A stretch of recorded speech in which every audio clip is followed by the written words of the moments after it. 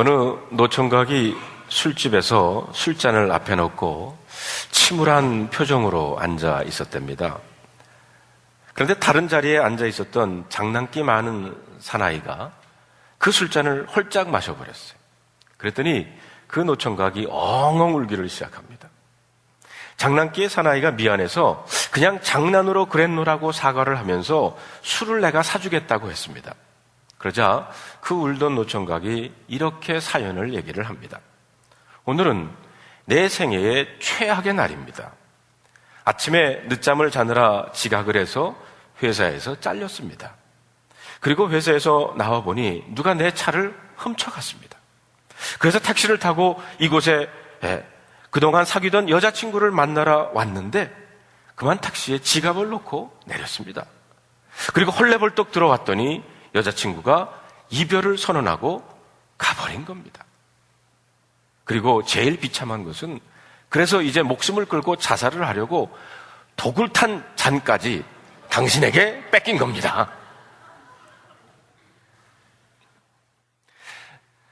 여러분, 우리의 삶에 좋은 일만 있으면 얼마나 좋겠습니까만 우리가 살아가면서 배우는 것은 인생은 언제나 낮과 밤이 함께 있다고 하는 겁니다. 기쁨과 슬픔이 공존을 하고 실패와 성공이 공존하기도 합니다. 사업이 잘 돼서 너무 신날 때도 있지만 실패의 아픔을 가슴에 안고 고통을 당할 때도 있습니다. 건강을 할 때가 있는가 하면 반면에 병들 때도 있습니다. 사랑으로 가슴이 설렐 때가 있는가 하면 인간관계의 갈등으로 인해서 아픔을 경험할 때도 있습니다. 사실 정도의 차이는 좀 있겠지만 문제없는 인생이란 없다는 겁니다. 그런데 어떤 사람들은 삶의 굴곡에 따라 우리의 표정이 변하고 달라집니다. 조금만 좋은 일이 만나면 세상에서 최고 행복한 것처럼 호들갑을 떨다가도 조금만 어려움을 닥쳐오면 세상 고통을 자기 혼자 다 짊어진 것처럼 힘들어하기도 한다는 것입니다. 그러나 하나님의 사람들은 그런 환경의 변화에 의해 왔다 갔다 하는 사람들이 아닙니다. 왜냐하면 믿음은 어떤 환경도 다 이길 수 있기 때문입니다. 막 결혼을 해서 신혼 시절을 보내고 있는 우리 근창희와 지혜를 보시길 바랍니다. 얼마나 사랑스러워 보입니까? 그들은 삶의 환경과 관계없이 기쁨을 누립니다. 맞지요? 왜 그렇습니까? 환경보다 사랑이 더 크기 때문입니다. 환경보다 사랑이 크면 어떤 힘든 순간을 만나도 승리할 수 있기 때문입니다. 삶의 어려움보다 우리의 믿음이 더 크면 어지간한 일에 흔들리지 않는다는 것입니다. 우리는 지난 몇 주 동안 하나님이 이스라엘 자손들을 어떻게 애굽에서 인도해 냈는지를 살펴보았습니다. 하나님은 10가지 재앙과 유월절 사건 그리고 홍해를 가르는 기적으로 이스라엘 자손들을 애굽에서 구원해 내셨습니다. 출애굽기 15장 전반부를 보면 홍해를 마른 땅처럼 건넌 이스라엘 자손들은 온통 축제의 분위기에 빠지게 됩니다. 그들은 입으로 찬송을 하고 모세의 누나 미리암은 소고를 치면서 춤을 췄습니다. 모든 사람들이 승리감에 젖어 있었습니다. 그런데 출애굽기 같은 장 15장 후반부의 분위기는 좀 달라집니다. 홍해를 건너 수로 광야로 들어온 그들은 그 사흘길에서 물을 얻지를 못했어요. 광야에서 물을 찾지 못했다는 것이 그들에게는 아주 큰 고통으로 다가옵니다. 아마 처음 하루 정도는 참을 수 있었을 겁니다. 이틀은 견디었을지도 모릅니다. 그러다가 사흘째가 되면서 그들의 인내심은 동이 나기를 시작합니다. 그래서 이스라엘 자손들의 마음속에는 불평과 원망이 터져나올 지경이 되었던 것 같습니다. 이때쯤 그들이 한 샘을 발견하게 됩니다. 그들은 그 샘으로 뛰어가서 목마름을 해결하려고 했어요. 그런데 그 물을 마신 사람들이 갑자기 복통이 일으키고 토하기를 시작하는 거예요. 그들이 발견한 물은 사람들이 마실 수 없는 물이었습니다.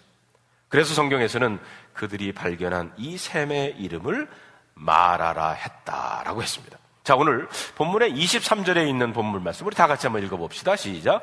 마라에 이르렀더니 그 물이 썩어서 마시지 못하겠으므로 그 이름을 마라라 하였더라. 여기에 보면 마라라고 하는 단어가 2번이 나오는데 이 의미는 쓰다라고 하는 의미를 가지고 있습니다. 그들은 사흘길을 걸어서 겨우 물을 발견했는데 하필 마실 수 없는 쓴 물을 만나게 된 것입니다. 그러자 그들은 하나님과 모세에 대해서 불평하고 원망하기를 시작합니다. 우리가 도대체 무엇을 마시라는 말입니까? 근데 여러분, 사실 이 사람들은요, 사흘 전만 하더라도 하나님의 기적을 맛보면서 야, 인생은 참 아름답다, 축복이다, 은혜다 이렇게 부르짖었던 사람들입니다. 그러다가 마라의 쓴 물을 만나자 이제는 삶이 고통이다, 어째서 우리의 삶은 이렇게 쓴 고통인가 라고 말하기를 시작합니다. 중요한 것은 우리의 인생에는 홍해의 기적과 마라의 고통이 함께 있다는 것입니다. 우리가 살다 보면 홍해가 갈라지는 하나님의 기적을 경험할 때도 있지만 마라의 물을 마시고 토해내야 하는 고통스러운 경험을 할 수도 있습니다.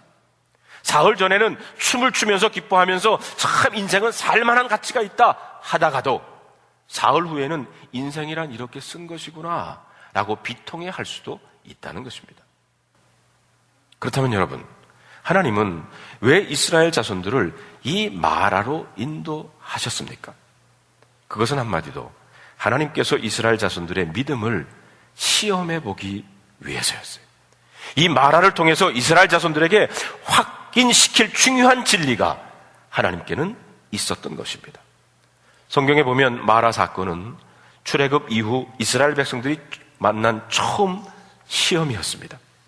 홍해를 기적적으로 건넌 이스라엘 자손들은 아마 이제 그들 앞에는 승리만 있을 것이다, 이렇게 교만한 마음 자만했을 것입니다. 하나님이 자신들만 사랑하기 때문에 어떤 것도 문제될 것이 없은 것처럼 보였을 것입니다. 얼마나 그들의 마음이 흥분됐겠습니까? 그런데 바로 그때 하나님은 그들에게 마라의 쓴 물, 마라의 시험 앞에 서게 하신 겁니다. 마침 오늘 본문은 이렇게 묻고 있는 것과도 같습니다.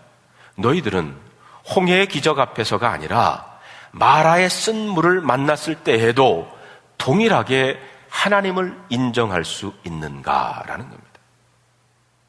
우리는 오늘 하나님께서 이스라엘 자손들의 믿음을 테스트했다는 것을 주목할 필요가 있습니다. 그런데 대부분의 사람들은 이 시험을 힘들어해요. 이제 생명의 삶 공부를 이제 거의 마쳐가는데 오늘 1부 끝나고 어떤 교우님, 목사님 시험 안 봐면 안 됩니까? 그러더라고요. 제가 아는 어떤 분은 느지막하게 공부를 다시 시작한 분이 있는데 저보고 그러더라고요. 목사님, 시험만 없으면 학교 갈만합니다. 이렇게 시험은 누구에게나 부담이 된다는 거예요. 그러나 여러분, 냉철하게 생각해 보면 시험은 우리에게 필요한 겁니다. 시험은 여러 가지 인생의 유익을 가져다 줘요. 2가지 유익을 가져다 주는데요. 하나는 시험을 치게 되면 첫째로는 자신의 부족함이 무엇인지를 알게 됩니다. 자기 주제를 파악하게 된다는 거예요. 2번째로 시험은 우리의 삶에 가장 중요한 것이 무엇인가를 비로소 가르쳐 줍니다. 제가 미국에 이민 와서 처음으로 학교에 갔을 때 잊을 수가 없어요. 한국에서 중학교에서 거의 3년이나 영어를 배웠는데 중학교 이제 9학년부터 시작을 했는데 미국인 선생님의 말을 하나도 이해할 수가 없다는 것이 저에게는 아주 큰 충격이었습니다. 첫 히스토리 역사 시간에 시험을 봤는데 한 문제도 답을 쓰지 못하고 백지를 내고 나오는 날, 제 생애에 아주 치욕적인 날이었습니다. 다시 말해서 제 주제를 파악한 겁니다. 오늘 본문 25절 그 마지막 부분에 보면 이런 말이 나옵니다. 거기서 여호와께서 그들을 위하여 법도와 율례를 정하시고 그들을 시험하실세. 하나님은 이스라엘 자손들을 마라로 이끌어 가시고 쓴 물을 마시게 하시면서 그들을 시험하셨다는 겁니다. 하나님은 이 시험을 통해서 이스라엘 백성들에게 무엇이 그들에게 부족한지를 첫째로는 보여주셨고요. 2번째로는 동시에 그들에게 믿음의 삶에서 가장 중요한 것이 무엇인지를 알게 해 주셨다는 겁니다. 그래서 성경은 이스라엘 자손들을 거기서 시험하시고는 그들을 위해서 율례와 법도를 정했다고 말합니다. 시험은 이스라엘 자손들의 믿음이 성장하도록 하는 하나님의 특별한 방법이었습니다. 자, 그렇다면 하나님은 마라의 시험을 통해서 이스라엘 자손들에게 자신들의 어떤 부족한 것을 보라고 했을까요? 그것은 그들이 비록 홍해의 기적을 경험했지만 사실은 그들의 내적인 본성은 하나도 변한 것이 없습니다. 그들은 애굽을 나올 때 하나님께서 일으키신 10가지 재앙을 보았습니다. 유월절 어린 양을 잡아서 그 피를 문설주에 바르고 죽음에서 구원도 받았습니다. 그 홍해를 마른 땅처럼 건너는 놀라운 기적까지도 체험했어요. 그럼에도 불구하고 이스라엘 자손들의 본성은 사실은 조금도 변한 것이 없다는 겁니다. 그들이 홍해의 기적을 체험하고 기뻐하고 찬양할 때는 믿음이 대단한 것처럼 보였지만 마라의 쓴 물을 마시게 되자 하나님을 원망하기 시작합니다. 보십시오. 그들의 본성은 하나도 변한 것이 없습니다. 그렇습니다. 기적을 보고 하나님을 찬양하는 것 누구나 할 수 있습니다. 하나님의 기적을 두 눈으로 보고 하나님께 믿음을 고백하는 거 어려운 일 아닙니다. 그런데 마라의 쓴물, 인생의 고통의 자리에 서게 되자 그들은 조금도 믿음이 없는 사람처럼 되었다는 거예요. 지금까지 그들이 하나님을 찬양했던 것, 소고를 치면서 춤추면서 기뻐했던 것들이 사실은 그들의 진정한 믿음이 아니라는 사실이 드러난 겁니다. 마라의 쓴물 앞에 서게 되었을 때 그들의 믿음 없음이 그대로 드러나고 말았어요. 사랑하는 성도 여러분, 혹시 이런 이스라엘 백성들의 모습이 우리들의 모습은 아닙니까? 대부분 우리가 믿음의 삶에서 만나는 고난과 삶의 어려움은 우리의 본성을 보게 한다는 겁니다.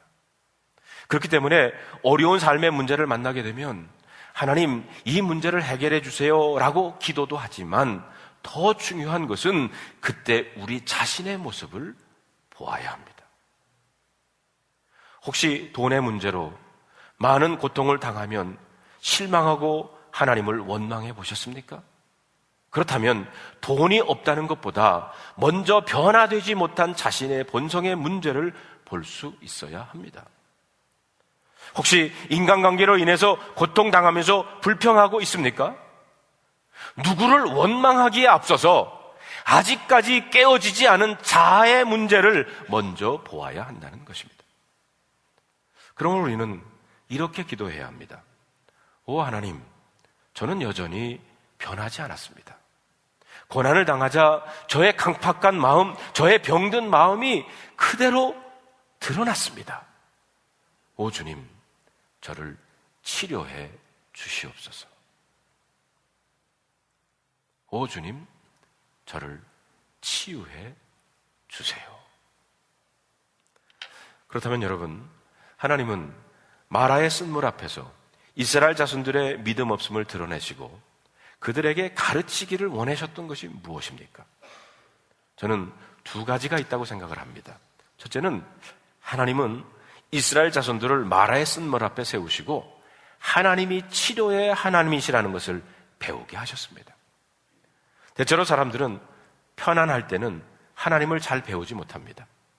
우리의 악한 본성은 편안하면 쉽게 하나님으로부터 멀어지기 때문입니다. 그래서 하나님은 때때로 우리들을 시험 앞에 세우시고 하나님이 어떤 분이신지를 깊이 알도록 하십니다. 여러분, 설교를 듣고 변화되면 얼마나 좋겠습니까? 그런데 물론 그런 분도 있겠지만 대부분의 경우를 보면 설교 듣고 은혜는 받을 수 있지만 변화는 잘 되지를 않는 것 같습니다. 성경에 보면 우리 믿음의 선배들 역시 삶의 고통 속에서 하나님을 더 깊이 알았고 배웠습니다. 아브라함은 하나님의 그 체험을 하면서 여호와 이레, 모세는 여호와 니시, 승리의 하나님을 불렀고요. 사무엘은 여호와께서 여기까지 우리를 도우셨다고 하는 에베네셀의 하나님의 이름을 부르게 됩니다. 마라와 같은 삶의 고통 중에 믿음의 선배들이 하나님을 경험하고 고백한 이름들입니다. 그렇습니다. 시험을 통해 간증이 나올 수 있어요. 삶의 고통을 통해 더 깊은 믿음의 길로 나아가는 겁니다. 본문을 보면 마라 앞에서 이스라엘 자손들은 비로소 하나님을 치료의 하나님, 히브리어로 하면 여호와 라파라고 부르게 된 겁니다. 하나님은 쓴물을 단물로 바꾸시면서 이스라엘 자손들에게 당신이 치료의 하나님이십니다 라고 고백을 하게 됩니다. 오늘 본문 26절에 마지막 절에 보면 이런 말씀이 나옵니다. 나는 너희를 치료하는 여호와임이니라. 여러분들은 우리 하나님이 치료의 하나님이심을 믿으십니까? 물론 하나님의 치료를 육체적인 치료에만 국한시킬 필요가 없어요. 하나님은 하나님의 치료는 전인적인 것입니다. 우리 인간의 내면과 영혼까지도 치료하시는 분이에요. 그래서 하나님을 만나면 정신적으로 고통받던 자들이 치유받고요, 하나님의 치유는 우리의 어두운 생활에도 미치게 되고요, 가난이라고 하는 환경을 하나님은 치유하셔서 복된 삶을 살게 하시는 줄로 믿습니다. 그리고 여러분, 하나님의 치유는요, 우리의 가정에도 미쳐서 가정이 파괴되고 상처 있는 사람들을 치유하기도 하십니다. 언젠가 어느 목사님의 설교 가운데 들은 이야기입니다. 이 가정에 아들 둘, 딸 하나를 키우고 있었어요. 제일 큰 아들이 그래도 머리가 상당히 좋아서 공부도 곧잘 했습니다. 고등학교에 들어가면서 조금씩 이상해지기를 시작하는 거예요. 학교도 잘 안 가고 방 안에 틀어박혀 있고 손님이 와도 나와서 인사도 안 합니다. 그러니 그 부모의 마음이 얼마나 애가 타겠습니까? 그래서 이 믿음이 좋던 이 집사님 부부는 하나님 앞에 매달려 기도하기를 시작했어요. 어떻게 하든지 이 아이를 일으켜 세워 보려고 애를 썼습니다. 고등학교를 졸업하고 서울에 있는 대학에 보내려고 서울로 올라왔는데, 그런데 시험을 보러 왔다가 그만 이 아들이 도망을 가버렸어요. 그리고 그 다음부터는 점점 더 악화가 됐습니다. 날마다 집안에 TV만 보고 방 안에서 꼼짝을 안 합니다. 컴퓨터가 나오면서 컴퓨터 게임에 빠지게 돼가지고 나이가 30이 다 되어갈 때에도 완전히 폐인처럼 되어 버렸다는 겁니다. 그렇게 절망적인 상황이었지만 이 집사님 부부 내외는 새벽마다 하나님 앞에 나와서 부르짖었어요. 밤마다 하나님 앞에 부르짖었습니다. 그렇게 10년이 지나도록 자녀를 위해서, 아들을 위해서 눈물로 하나님 앞에 기도했어요. 상황은 더 나빠지는 것 같은데도 절망하지 않고 하나님을 찾고 또 찾았습니다. 그런데 그 아들이 몇 년 전부터 서서히 변화되기를 시작하는 거예요. 하나님께서 기도에 응답을 하기 시작했습니다. 비록 막노동이라 하는 곳이라도 하지만 직장에 나가기 시작했어요. 그랬더니 중매로 결혼을 하게 되었고, 좋지 않는 병력이 있는 줄 알면서도 한 아가씨와 만나서 결혼을 하게 됐습니다. 그런데 중요한 것은 이 며느리가 정말 믿음이 좋은 자매였었어요. 결혼을 한 지 3년 정도 지났을 때 아들이 완전히 치유가 됐어요. 보배 같은 며느리가 들어와서 그 가정에 날마다 웃음꽃이 피게 됐습니다. 그런데 한참 그 아들이 어려움을 당하고 있을 때 그 집사님 네 분을 보면서 주위에서 빈정거리는 사람들도 많았답니다. 믿음이 좋아도 별 수 없네, 기도 한다고 야단법석 떨어도 집안 꼴이 저 모양이니. 그런데 그렇게 빈정거리던 사람들이 요즘에는 역시 기도하니까 다르네, 기도하는 사람은 다르긴 달라, 이렇게 바뀌었답니다. 하나님께 매달려 15년 동안 기도하면서 기다렸더니 하나님께서 병든 아들을 치유하신 겁니다. 이 가정은 그 아들을 통해서 여호와 라파, 치유의 하나님을 경험하게 되었습니다. 보십시오. 하나님은 마라의 쓴물을 단물로 바꾸십니다. 여러분, 인생의 쓴물은 쓴물로 끝나는 것이 아닙니다. 하나님은 그 쓴물을 언제든지 단물로 바꿀 수 있는 분인 줄로 믿습니다. 오늘 저와 여러분들은 우리 하나님을 여호와 라파로 만나시는 축복이 있기를 바랍니다. 그런데 흥미있는 것은 하나님께서 그냥 쓴물을 단물로 바꿀 수도 있었을 텐데, 그런데 그렇게 하지 않고요, 한 나무를 그 물에 던졌다라고 했습니다. 자, 25절에 있는 말씀을 우리 다 같이 한번 읽어보겠습니다. 시작.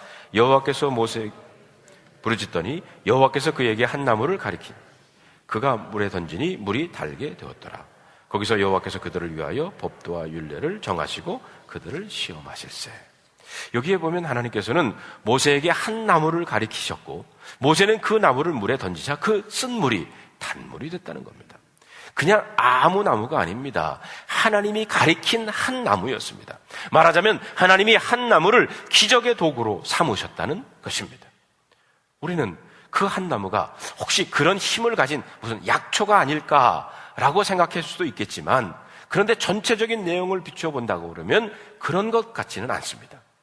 그로부터 오랜 세월이 지난 후 하나님은 하나님을 떠나 병든 우리 인생을 치료하기 위해서 위대한 나무 하나를 다시 사용하십니다. 어떤 나무입니까?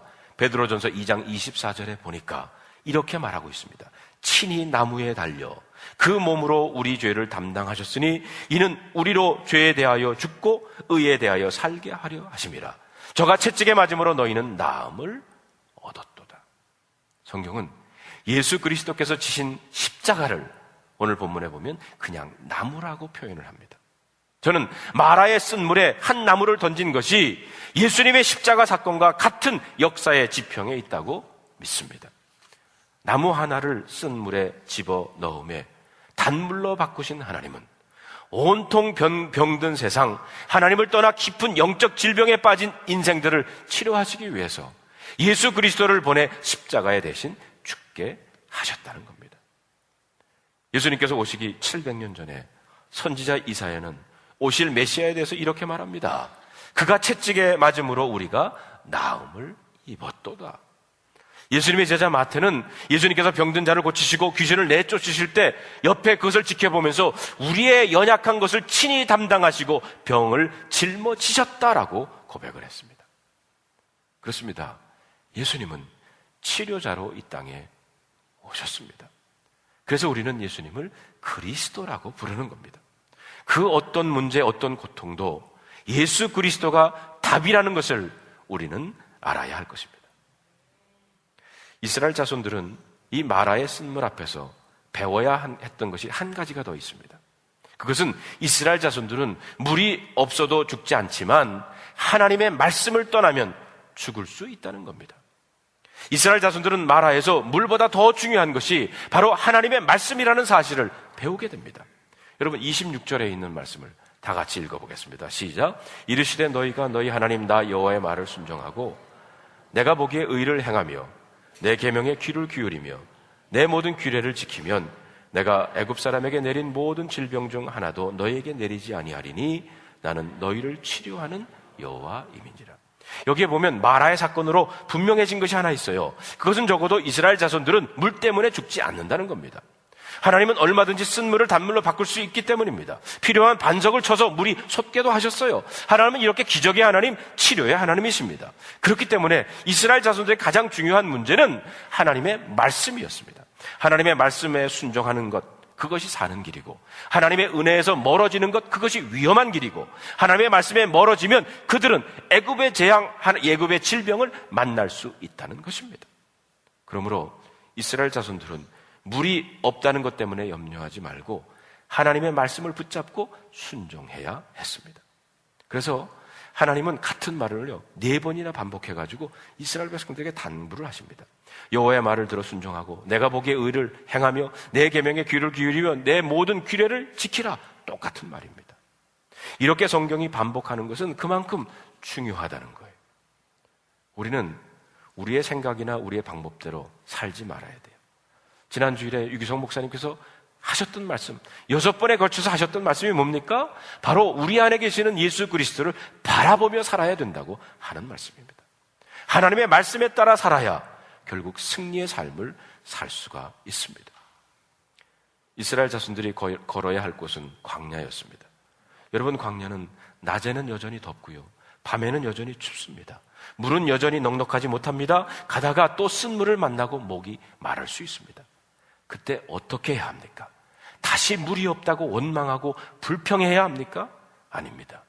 이제 그들은 믿음의 길, 하나님의 말씀을 바라보며 걸어야 합니다. 또 다시 쓴 물을 만나도 물이 없어 목이 마르다고 하지 말고 여호와 라파, 치료의 하나님을 믿고 그 광야길을 가라는 것입니다. 그런데 여러분, 우리가 성경을 주의 있게 보면 하나님께서는 이스라엘 자손들을 이끌어 가기를 원했던 것이요, 이 마라가 아니라 엘림이라고 하는 것입니다. 마라에서 엘림은 10km 정도밖에 떨어지질 않았어요. 2-3시간만 걸어가면 샘물이 12개나 있고 종려나무가 70그루나 있는 엘림입니다.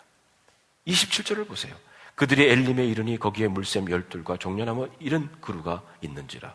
거기서 그들이 그 물 곁에 장막을 치니라. 오아시스입니다. 이곳에 가면 모든 이스라엘 백성들이 목마름이 한꺼번에 해결됩니다. 아마 하나님은 이스라엘 자손들을 위해서 이 엘림을 준비해 두신 것처럼 보입니다. 그런데 사실 이스라엘 자손들은 마라에서 불평했어요. 모세를 원망했습니다. 왜 그랬습니까? 10km 뒤에 있는 엘림이 보이지 않았기 때문입니다. 그러나 여러분, 지금 당장 엘림이 보이지 않아도 엘림이 우리를 위해 예비되었다는 것을 믿으시기를 바랍니다. 하나님은 우리의 인생을 엘림을 준비해 놓으시고 그곳으로 인도하십니다. 여러분, 마라에 주저앉아 계시지 마시기를 바랍니다. 조금만 더 가면 엘림이 있습니다. 서양 사람들이 격언처럼 하는 이야기 가운데 이런 말이 있습니다. The best yet to come. 가장 좋은 것은 아직 오지 않았다. 원래 이 말은요, 핍박과 고난을 당하던 청교도들이 사용했던 말이에요. The best is yet to come. 사랑하는 성도 여러분, 지금 삶이 힘들어 하시는 어려운 가운데 있는 분들이 계십니까? 한번 이렇게 외치셔보시길 바랍니다. The best is yet to come.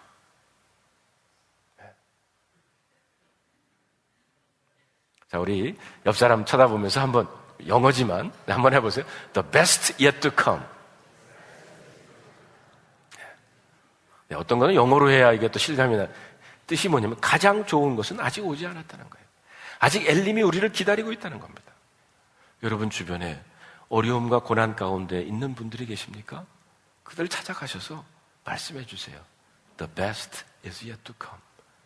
가장 좋은 것은 아직 오지 않았습니다. 이 말을 오늘 본문에 나타난 말로 바꾸어 본다 그러면 우리는 아직 엘림에 오지 않았습니다 라는 말로 바꿔볼 수가 있어요. 그렇습니다. 우리는 아직 엘림에 오지를 않았어요. 엘림이 우리를 기다리고 있다는 겁니다. 성도 여러분, 하나님께서는 여러분들을 위해서 엘림을 준비하고 계신 줄로 믿습니다. 절대로 믿음의 길을 포기하지 마시고 예수님을 바라보시면서 그 엘림을 향해 나아가시는 여러분들이 되시기를 주님의 이름으로 축원합니다. 기도하겠습니다.